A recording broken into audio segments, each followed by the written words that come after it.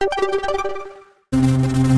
बच्चों, कैसे हो? उम्मीद करती हूँ कि आप बहुत अच्छे होंगे और आपकी पढ़ाई भी बहुत अच्छे से हो रही होगी। तो आज यहाँ पर हम कक्षा चौथी की एफएलएन अभ्यास पुस्तिका के अंतर्गत विषय हिंदी यानी भाषा भारती का सप्ताह 20 आवधिक आकलन के प्रश्नों को हल करने वाले हैं बच्चों। तो क्या आप लोग तैयार हो? चलो करते हैं हम आवधिक आकलन द्वितीय का हल। यहाँ पर सप्ताह 20 है बच्चों और ये है द्वितीय आवधिक आकलन। लिखित प्रश्न है इसके अंतर्गत। यहाँ पर गद्यांश दिया है, इसे पढ़कर नीचे प्रश्न के उत्तर आपने को देना है। तो आप इस गद्यांश को बहुत ध्यान से पढ़ लीजिए बच्चों। के प्रश्न पहला है, गांधी जी को 4 बजे कहाँ जाना था? भजन संध्या में, व्यायाम के लिए, आंदोलन में या मित्र से मिलने? तो गांधी जी को जाना था व्यायाम के लिए। बी नंबर का ऑप्शन राइट है और हमने लिख लिया उत्तर में बी। प्रश्न दूसरा है बच्चों, गांधी जी को आर्थिक दंड क्यों देना पड़ा? तो अ में है समय पर न पहुंच पाने के कारण, ज्यादा बोलने के कारण, गृह कार्य न कर पाने के कारण और सही कपड़े न पहनने के कारण। तो इसका उत्तर आ जाएगा अ नंबर का, समय पर न पहुंच पाने के कारण। पहले का तीसरा है बच्चों, गांधी जी के विषय में कही गई बातें कहाँ से ली गई हैं? कविता से, कहानी से, नाटक से या आत्मकथा से? तो इसका आ जाएगा द नंबर का, आत्मकथा से। पहले का चौथा है, आकाश का पर्यायवाची शब्द है। पर्यायवाची, तो आकाश का पर्यायवाची है गगन, धरा, सरिता, कुसुम में से गगन शब्द और हमने उत्तर में लिख लिया गगन।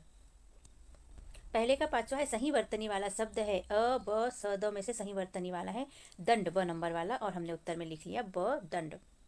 दूसरा, दिए गए शब्दों से रिक्त स्थानों की पूर्ति कीजिए। यहाँ शब्द दिए हैं दीपक, विशेषण, सर्वनाम, जगदीश चंद्र बसु, रविंद्रनाथ टैगोर, तलवार, बेफिक्र होना और भाग जाना। तो दूसरे का पहला, कोकिल कंठी खालिस्तान को कहा जाता था? तो ये कहते थे रविंद्रनाथ टैगोर को, तो हम लिख लेंगे रविंद्रनाथ टैगोर। दूसरे का दूसरा, अंधेरे को हटाना खालिस्तान से सीखना चाहिए। तो यहाँ लिखेंगे हम दीपक से। दूसरे का तीसरा, जहाँ सुई का काम होता है वहाँ खालिस्तान कोई कार्य नहीं होता। तो यहाँ लिखेंगे तलवार का कोई काम नहीं होता। प्रश्न चौथा है, असीम उत्साह शब्दों में असीम शब्द खालिस्तान है। तो ये है विशेषण। दूसरे का पांचवा है, चैन की नींद सोना मुहावरे का अर्थ है बेफिक्र होना। तो हम लिख लेंगे बेफिक्र होना है। प्रश्न तीसरा, अति लघु प्रश्न।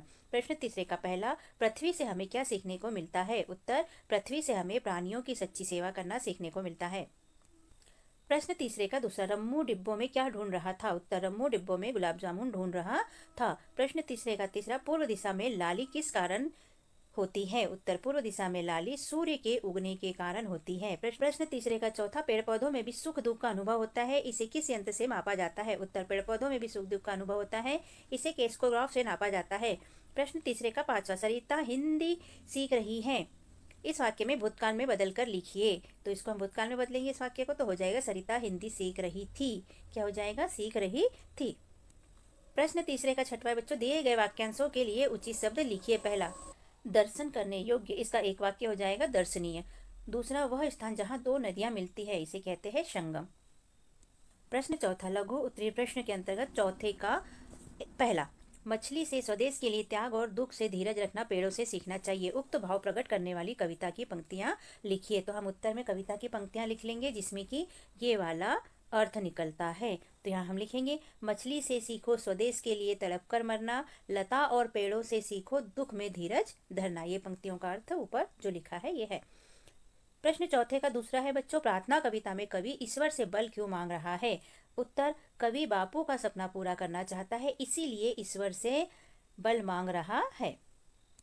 प्रश्न चौथे का तीसरा, दीपावली पर हमें पटाखे जलाते समय कौन कौन सी सावधानियां रखनी चाहिए? उत्तर, दीपावली पर पटाखे हमें दूर से जलाना चाहिए, खुली जगह में पटाखे फोड़ने चाहिए और अपने बड़ों को साथ रखकर पटाखे जलाना चाहिए। प्रश्न चौथे का चौथा, साधारण पुरुष वीर और स्त्रियां वीरांगनाएं कब बन जाती है? तो उत्तर, किसी महान उद्देश्य की पूर्ति के लिए साधारण पुरुष वीर और स्त्रियां वीरांगना बन जाती है।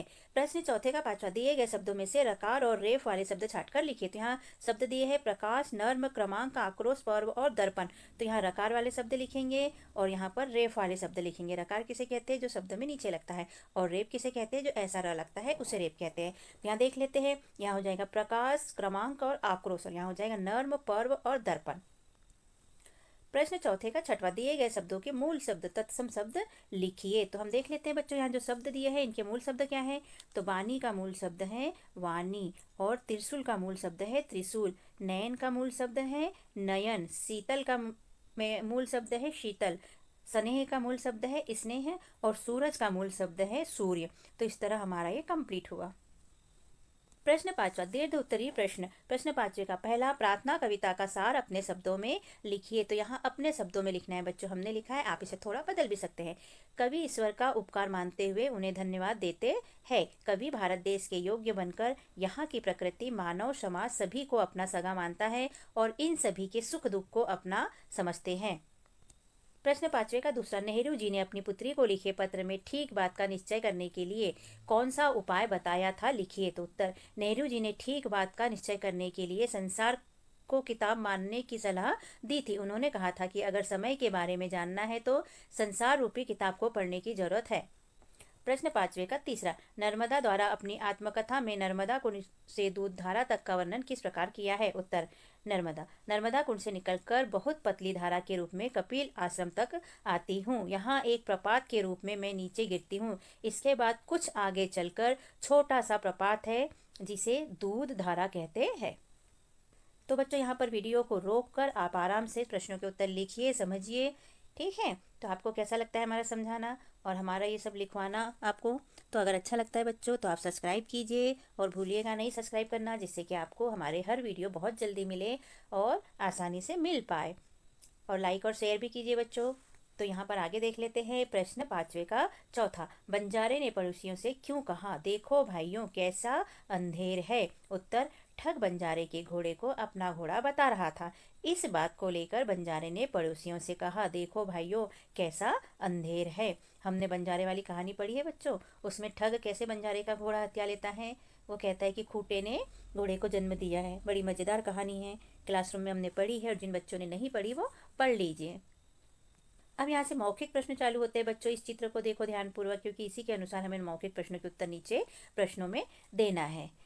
तो बच्चों यदि आपको हमसे कुछ पूछना है तो हमें कमेंट भी कर सकते हैं। हम आपके प्रश्नों को जरूर से जरूर उत्तर देने की कोशिश करेंगे।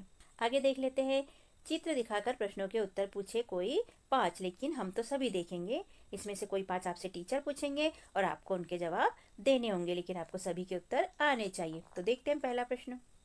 पहला है, झोपड़ी में महिला क्या कर रही है। तो हमने पहले ही कहा था कि चित्र को ध्यानपूर्वक देखना। झोपड़ी में महिला क्या कर रही है। तो ये चित्र में देखते हैं बच्चों क्या दिया है, महिला क्या कर रही है झोपड़ी के अंदर, कुछ पानी पी रही है, ऐसा कुछ नजर आ रहा है, या मटके नजर आ रहे हैं। धुंधला सा चित्र है इसलिए स्पष्ट दिखाई नहीं दे पा रहा है। दूसरा, इस चित्र में क्या दिखाने का प्रयास किया है। तीसरा है, दूसरों की सेवा के और कौन कौन से कार्य हो सकते हैं। चौथा, चित्र में दिखाए गए पेड़ का क्या नाम है। तो ये जो पेड़ दिख रहा है बच्चों, ये देखो लटक रही है, इसमें डाले, ये हो जाता है बड़ का पेड़। किसका भी कहते हैं इसे, और इसे बरगद भी कहते हैं। तो इस तरह हमें चित्र को देखते हुए सारे प्रश्नों के उत्तर आपसे आपके टीचर पूछेंगे और आप उनके मौखिक उत्तर उनको दीजिएगा। आगे देख लेते हैं, चित्र में दिखाए गए पेड़ का नाम हो गया। उसके बाद 5वां, झोपड़ी में बरसात से बचने के लिए क्या उपाय किया है। में कैसे कपड़े पहनना चाहिए, तो ढीले ढाले और कॉटन के हल्के रंग के कपड़े पहनना चाहिए। 7वां, पानी का अधिक उपयोग किस मौसम में होता है। 8वां, पानी की बचत किस तरह से की जा सकती है। तो ये सारे प्रश्नों के उत्तर आपके टीचर आपसे पूछेंगे बच्चों और आप उन्हें मौखिक बोलकर बताइएगा। अगर किसी प्रश्न का उत्तर नहीं आता है तो आप हमसे कमेंट में पूछ सकते हैं बच्चों। अगला प्रश्न देखते हैं हम, धारा प्रवाह पठन तथा पठन बोध हेतु निम्नलिखित पंक्तियों को पढ़िए। तो ये पंक्तियों को आपको पढ़ना है बेटा धारा प्रवाह के लिए, मतलब कितने मिनट में कितने शब्द आप पढ़ सकते हैं, और पढ़ने के लिए इनको देखते हैं। प्रश्न दूसरे का पहला, प्रत्येक बच्चे से अलग अलग बुलाकर पढ़वाए तथा पढ़ने के बाद प्रति मिनट पढ़े गए शब्द संख्या अनुसार सही का चिन्ह लगाए। तो यहाँ पर जैसे दिया है उदाहरण, 30 से 40 शब्द कितने 1 मिनट में पढ़े, 20 से 29 शब्द, या जितने भी 1 मिनट में जो शब्द पढ़े हैं ये सारणी के हिसाब से लिखना है। प्रश्न दूसरे का दूसरा, उपयुक्त पाठ्य अंश से कोई 2 प्रश्न करें। इसमें से कोई भी 2 प्रश्न करना है तो आप इनको कर लीजिएगा बच्चों। टीचर पूछेंगे और आप बता दीजिए। जैसे बालक छत्रसाल में कौन कौन से गुण थे, लोग छत्रसाल की वीरता देखकर दंग क्यों रह गए, मुगल सैनिक ने छत्रसाल को मेले में जाने से क्यों रोका होगा, मेला कहाँ था, मुगल सैनिक को छत्रपाल ने क्यों ललकारा। तो ये सब इसमें मिल जाएगा आपको। ये छत्रपाल, मेला, सैनिक, है ना, इसे पढ़ेंगे तो पूरे प्रश्नों के उत्तर मिल जाएंगे। छत्रपाल ने उन्हें गुस्से में ललकारा और मार गिराया, इस तरह। ये देखिए मेले का उत्तर, रास्ते में एक मंदिर दिखाई पड़ा, वहाँ मेला लगा था। तो ये प्रश्न का उत्तर हो गया कौन से वाले का, ये इसका उत्तर हो गया, मेला कहाँ लगा था, तो मंदिर के पास। सभी प्रश्नों के उत्तर मौखिक बोलकर आप अपने टीचर को बता दीजिए बच्चों। प्रश्न तीसरा देख लेते हैं। अपने पाठ्य पुस्तक भाषा भारती से कविता की कोई 4 पंक्तियां सुनाइए। तो कविता की कोई 4 पंक्तियां हर बार कहते कि याद करके रखिए, कभी भी एग्जाम में पूछी जा सकती है। 3.2 सुनाई गई कविता का सार अपने शब्दों में लिखिए। अब यहाँ जो कविता सुनाएंगे उसका अर्थ उसका मतलब हमें समझाते आना चाहिए बच्चों। प्रश्न चौथा है, पठित पाठों से प्रश्न पूछे। जो पाठ पढ़ा है उससे प्रश्न पूछना है। तो ये टीचर आपसे प्रश्न पूछेंगे बच्चों और उत्तर आपको देना पड़ेगा। जैसे शांति निकेतन कहाँ स्थित है, गांधी जी को तांगा न मिलने पर वे कैसे भाषण देने पहुंचे, तो साइकिल से पहुंचे थे वो। जगदीश चंद्र बसु को लंदन विश्वविद्यालय से कौन सी उपाधि दी। बालक किस पेड़ पर बैठकर कन्हैया बनना चाहता था, तो कदम के पेड़ पर बनना चाहता था। ऐसे सारे उत्तर आप दे दीजिएगा।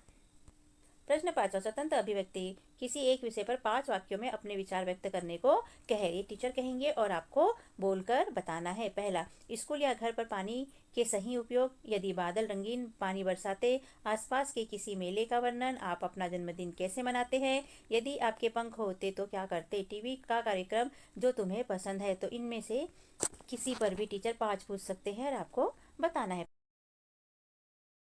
प्रश्न 6, निम्नलिखित प्रश्नों के उत्तर दे। 6वें का पहला, दांतों तले अंगुली दबाना मुहावरे का अर्थ है। तो हम मुहावरे पढ़े हैं बच्चों क्लासरूम में, बताइए दांतों तले उंगली दबाने का अर्थ और बियावन का अर्थ भी बताइए। तो इन दोनों प्रश्नों का उत्तर कमेंट में लिख के भिजवाना है बच्चों, और जिसे नहीं आता है वो कमेंट में लिखिएगा कि हमें नहीं आता, टीचर बताने की कोशिश कीजिएगा। तो यहाँ पर हमारे प्रश्न के उत्तर होते हैं कंप्लीट बच्चों। और कैसा लगा आपको हमारा समझाना और लिखाना। यदि अच्छा लगा हो तो हमारे चैनल को सब्सक्राइब कीजिए, वीडियो को लाइक कीजिए, शेयर कीजिए, कमेंट कीजिए। सब्सक्राइब करना ना भूले बच्चों के। हमने अपने चैनल पे कक्षा चौथी की अंकुर अभ्यास पुस्तिका के सभी विषय के वीडियो बनाकर अपलोड किए हैं, जो आप हमारे चैनल पे जाके सब्सक्राइब करके देख सकते हैं। और कक्षा 5वीं की भी सारे विषय की 8 ग्रेड अभ्यास पुस्तिका के प्रश्नों को हमने हल करके यहाँ पर अपने चैनल पे अपलोड किए हैं, जिन्हें आप बच्चों चैनल पे सब्सक्राइब करके देख सकते हैं। तो आप हमारे चैनल को सब्सक्राइब कीजिए बच्चों, और वीडियो को लाइक कीजिए, शेयर कीजिए, जिससे कि हमें मोटिवेशन मिलते रहे और वीडियो अपलोड कर सके। Okay, thank you. फिर मिलते हैं अगले वीडियो में। Bye bye.